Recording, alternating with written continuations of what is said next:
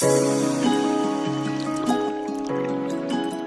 who are displaced have many intersecting identities, like gender, age, race, and ability or disability.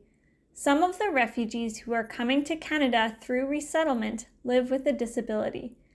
This video presents an overview of how refugees with disabilities come to Canada and some of the challenges they face upon arrival. What is disability?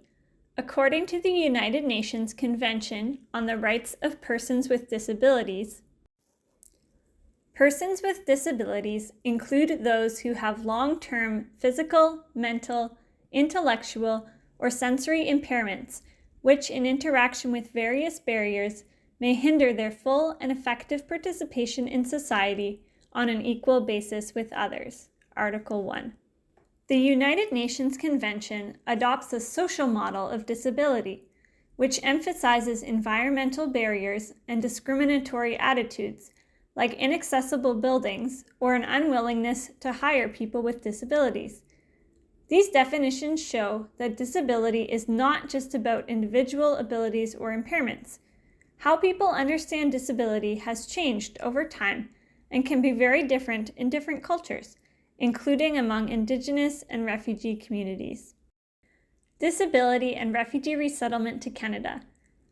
The UN Refugee Agency, UNHCR, may refer refugees for resettlement to Canada because of serious medical issues. Until recently, Canada limited the number of resettled refugees with high medical needs to only 5% each year. Today, Canada considers refugees with medical needs on a case-by-case basis, but it's hard to say whether on the ground that makes it easier for refugees with medical needs to come to Canada. Refugees with disabilities may also be referred for resettlement for other reasons.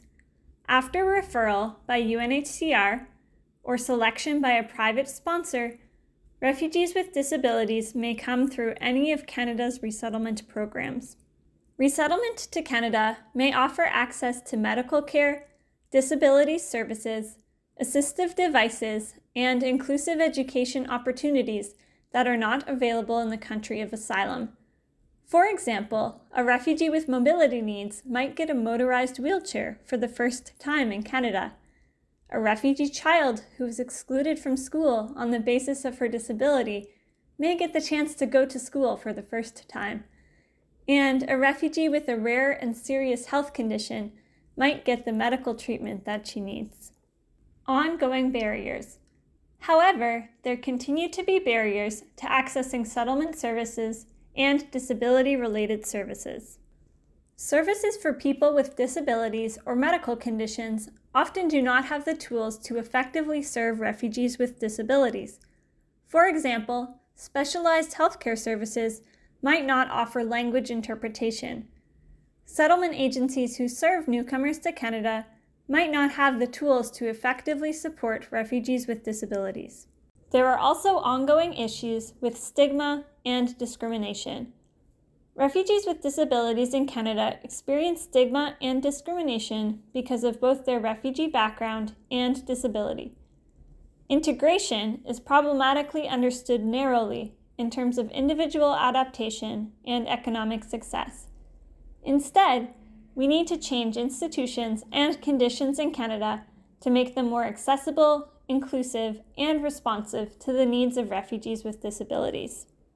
Returning to the social model of disability and the Convention on the Rights of Persons with Disabilities mentioned at the beginning of this video, there needs to be more of a focus on changing the disabling conditions in the broader society, from inaccessible systems to discriminatory attitudes. In conclusion, refugees with disabilities may be selected for resettlement to Canada, but the government limits the number of resettled refugees with complex medical needs.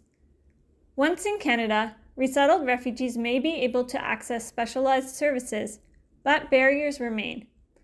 More needs to be done to make such services accessible to newly arrived refugees and to address ongoing discrimination against people with disabilities.